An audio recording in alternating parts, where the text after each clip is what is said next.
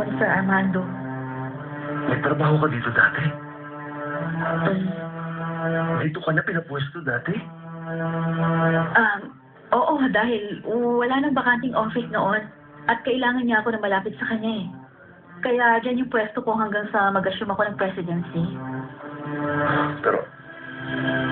Pero Betty, paano mo natiis na manatili na matagal na panahon sa madilim na lunggang ito? Ang totoo, hindi naman kasi ganun ko grabe yan eh. Ang nangyari pa nga, maraming mahahalagang pangyayari ang naganap sa akin dyan. Nakaupo ako na sa silya. Nangangarap ako. Mga imposible nga lang, pero nagharap ako. Sige. Okay. Hindi ko pa rin maintindihan, pero ito lang ang masasabi ko sa'yo. Ako, hindi ko yung gagawin sa'yo. Kahit kailan. Alas mo gusto ko, Betty. Ang makita mo, ang opisina ko dun sa Cartagena. Maganda dun. Pero, hindi lang ako makapaniwala na si Armando Mendoza, dito ko pinagtrabaho, ikaw na kanang kamay niya. Ikaw na babaeng pinaka-importante sa kanya sa trabaho.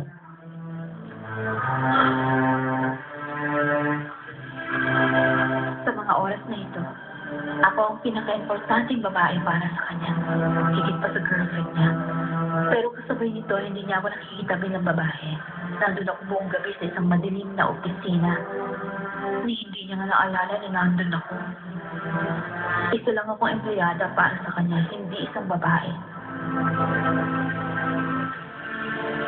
Minsan narinig ko sa kanya na hinihintay niyang tanging babae para sa kanya. Pero hindi niya alam. Narito na siya. Ilang metro lang ang layo mula sa mesa niya. Pero wala akong anumang bagay para ipakita sa kanya na akong babae na yun. Ang kailangan niya. Ang hinihintay niya.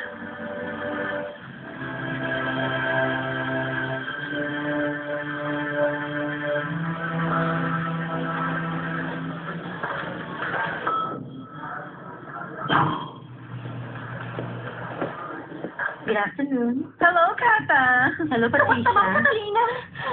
Hello, Aura Maria. Si Betty? Ay, hindi ko po alam, ma'am. Pero iniwan ko sa kanina sa production kasama yung friends ni Gwapo. Aura Maria, anong itsura ni Betty pagkakita kay Mitchell? Ay, ma'am, Catalina. Nakakakinig po. Dinala ko siya doon sa production. Tapos, boom, natago siya. Tapos bigla siya nababa. Ayun, nagulat talaga si Betty.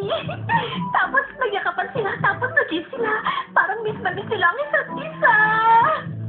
Ay, ma'am Catalina. Kinikilig talaga ako. Naku, sana nakita niyo sila kanina doon. Kanina nagkatotoo ng pangarap ko, ang pinakaaasan ko sa buhay na kahit kailan hindi ko inisip. Nabuhay lahat ang pantasya ko na akala ko kasama ko ng mamamatay. Si Sir Armando, umamin siya sa akin. Na-obsessed daw siya sa akin. At nagsiselos siya kay Nicolas. At hinalikan niya ako. Oo, hinalikan niya ako sa labi.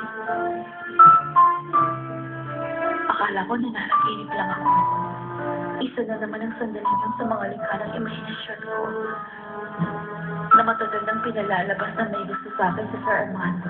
Na mahal niya ako. Pero naglaho din na parang bula. Pero siya na talaga si Sir Armando. Sigurado ako dun.